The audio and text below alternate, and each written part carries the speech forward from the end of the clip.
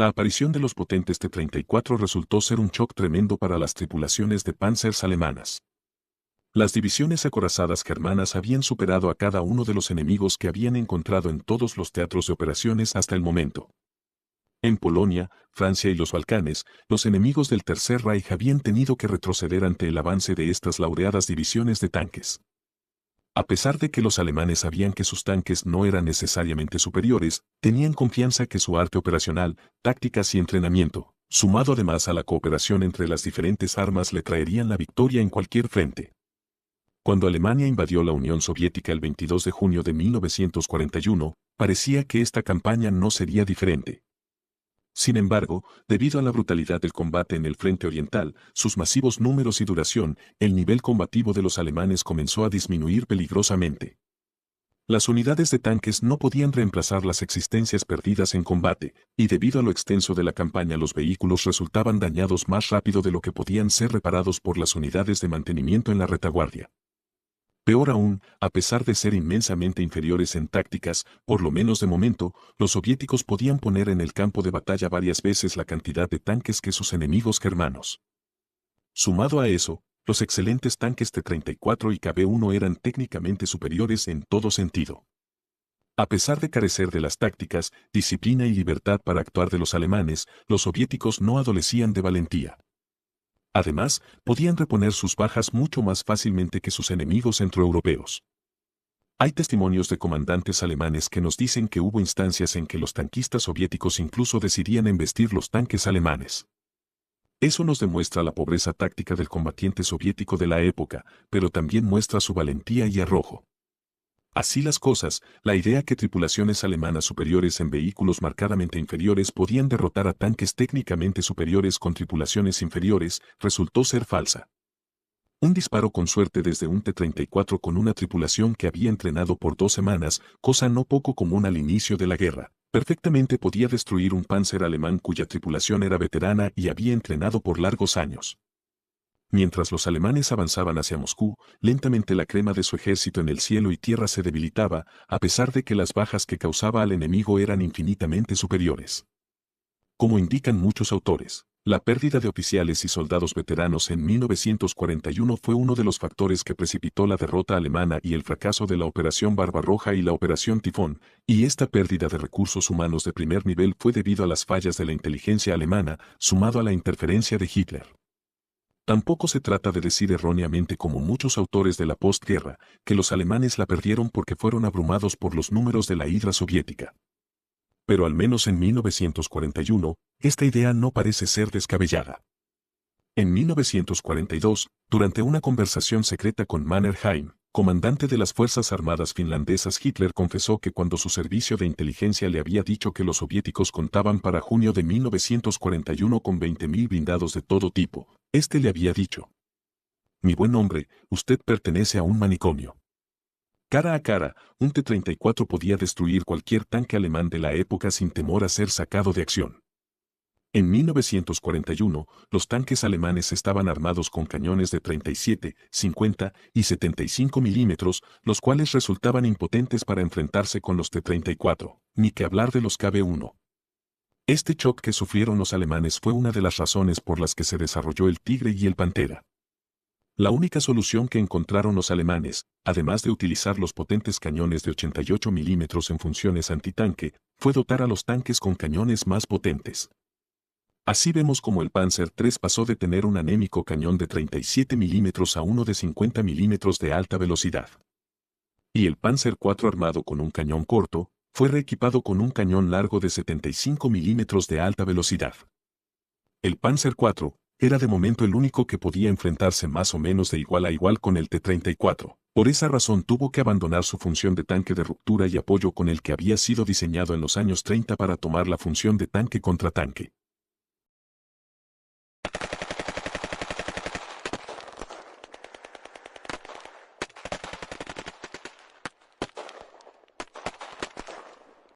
El 3 de octubre de 1941, el grupo Eberbach atacó al 13º Ejército Soviético y lo flanqueó.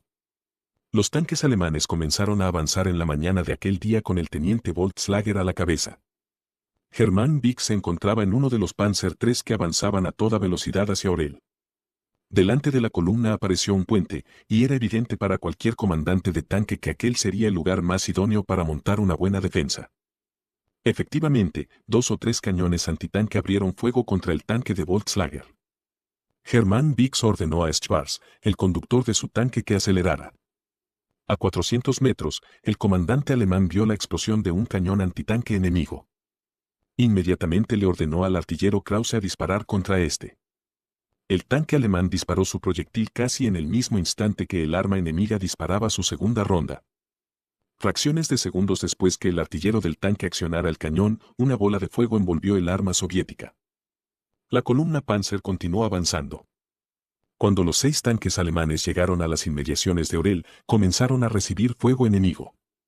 Mientras estos tanques alemanes atacaban de frente, el grupo de combate Eberbach intentaba flanquear la ciudad con el resto de sus fuerzas. El grupo al mando del teniente Volkslager sabía que detenerse sería peligroso y que buena parte de su defensa radicaba en la confusión del enemigo, exacerbada por este rápido avance. La situación era bastante confusa, ya que el enemigo estaba retrocediendo hacia el este y con aquellos tanques alemanes entre las fuerzas que retrocedían, nadie sabía dónde estaba la línea de contacto. La sorpresa bordeó lo cómico cuando los tanques alemanes llegaron al aeródromo de Orel mientras un avión soviético estaba aterrizando.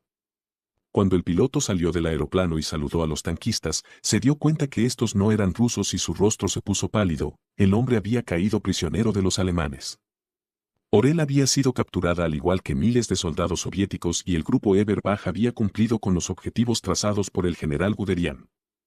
El 5 de octubre, Bix y sus camaradas se prepararon para avanzar en dirección de Msensk. Ahora, el objetivo sería atacar Tula. Junto con el teniente segundo Bokeile, Bix iba en el ala izquierda del batallón.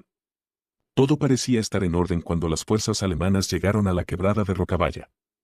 Súbitamente, Bix escuchó el crepitar de ametralladoras y luego el de un cañón, que comenzó a atacar la formación de tanques. Por la radio escuchó al capitán Lexchat decir: «Estamos bajo fuego de tanques pesados». Según el capitán, uno de ellos era enorme, casi gigantesco, y el otro era más estilizado, pero también estaba armado con un gran cañón. El teniente Cuspert había avanzado peligrosamente al frente de aquellos blindados enemigos, y cuando se dio cuenta del peligro, era ya demasiado tarde.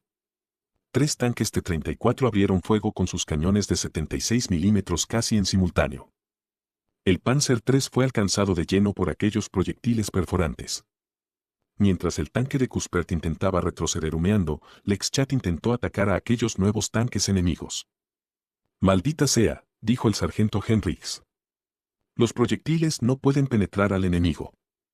Cuspert y sus hombres salieron del destruido Panzer III y corrieron escapando de las ráfagas de ametralladora hasta que pudieron esconderse atrás de otro tanque alemán. Ahora era claro, al frente había una veintena de blindados enemigos y entre ellos avanzaban los T-34 y KB-1. Las armas alemanas resultaban inefectivas contra aquellos vehículos. El coronel Eberbach, comandante de todo el grupo de combate, comenzó a avanzar hacia el frente mientras por al lado de su tanque pasaban tripulaciones de vehículos que habían sido alcanzados. La compañía del Lexchat había sufrido grandes pérdidas. Eberbach comenzó a escanear el horizonte con sus telescopios de tijera y pudo ver a la distancia la formación soviética. Bix podía escuchar por el radio los gritos de sus camaradas, mientras estos se enfrentaban a los tanques enemigos. El teniente Bokeile le dijo a Bix: «Cuidado, esos son T-34 y KB-1. He disparado una y otra vez y no puedo destruirlos». Ahora Bix pudo ver a los blindados enemigos que estaban a 600 metros de distancia. Bix le dijo a su comandante: «No son tan grandes, señor, no pueden ser tan peligrosos». Ahora, los soviéticos estaban a 300 metros y Bix ordenó cargar un proyectil perforante. Nada, el cañón del tanque de Bix no causó ningún efecto en el blindado ruso. Un segundo proyectil impactó contra la torreta del T-34. El tanque enemigo ni siquiera se detuvo, parece que no tenía interés en lidiar con un tanque alemán que no podía hacerle daño. Germán Bix, por primera vez en la guerra, vio tanques alemanes que retrocedían ante la presencia enemiga. El batallón alemán comenzó a retroceder. El capitán Lexchat llamó por las radios: «Jefe, a todas las unidades, retrocedan. No jueguen a ser héroes. Los tanques alemanes tuvieron que retroceder, de otra manera arriesgaban ser destruidos completamente. Para ese instante la formación soviética intentaba realizar una ruptura en las fuerzas alemanas y al parecer lo estaban consiguiendo. Mientras Bix retrocedía, logró ver un tanque alemán con un proyectil de 76 milímetros que sobresalía de la torreta pero que no había estallado. La ronda enemiga había sido incapaz de penetrar en su totalidad la coraza del tanque que pertenecía a su comandante, el coronel Eberbach. Mientras Bix continuaba retrocediendo, vio un vehículo de ingenieros totalmente envuelto en llamas y al costado de este, estaba un ingeniero de combate inconsciente con la pierna amputada hasta la cadera. Sin pensarlo, Bix ordenó detener el tanque y salió corriendo a ayudar a aquel hombre. Arrastrando al ingeniero como pudo, Bix, quien sentía que la fuerza le abandonaba, sintió la presencia de dos hombres más que comenzaron a ayudarle con el herido. Bix reconoció al doctor Mulkuner y al mismísimo coronel Eberbach. Luego de haber llegado a un lugar relativamente seguro, el doctor comenzó a tratar al herido mientras el coronel ponía sus manos en su frente y le daba alientos y ánimos. El ingeniero estaba terriblemente pálido, pero según el doctor la hemorragia había podido ser detenida por lo que sobreviviría. Bix recuerda que la presencia de su comandante, el coronel Eberbach y del oficial médico, doctor Mulkuner causó una gran impresión en él. A pesar de estar retrocediendo, aquellos oficiales de alto rango no abandonaron a sus hombres heridos. Ahora, los tanques alemanes habían retrocedido, dejando en el campo de batalla 8 tanques destruidos. La formación blindada soviética avanzaba imponentemente y parecía que nada podría detenerlos. Tiempo después, los alemanes llegaron al perímetro de un cañón de 88 milímetros y piezas de artillería de 105 milímetros que habían sido instaladas como posiciones de bloqueo. Los artilleros del cañón de 88 cargaban y disparaban de manera frenética. Uno tras otro, los tanques enemigos comenzaron a incendiarse. Luego de media hora, al frente de estas armas habían 10 KB-1 y 7 T-34 destruidos. Los alemanes habían repelido la ofensiva soviética, pero el costo había sido inmenso y el impacto emocional aún más grande. La experiencia de aquel 5 de octubre había significado un impacto emocional para el grupo de combate Eberbach. Tenían que encontrar la manera de lidiar contra aquellos tanques enemigos. El día siguiente, luego de haber limpiado la zona completamente, los alemanes comenzaron a examinar los vehículos soviéticos destruidos. Resultaba evidente que estos eran superiores a sus propios tanques. Los tanquistas alemanes comenzaron a desarrollar tácticas en el campo para destruir a estos colosos. Concluyeron que la desventaja de los rusos era que estos no contaban con radios y su entrenamiento era a lo sumo mediocre. Después de todo, con esa cantidad de tanques tan superiores, una formación bien entrenada debería haber destruido toda la formación alemana. Las ópticas eran malas, eso explicaba la mala puntería y más importante. No eran capaces de trabajar en equipo.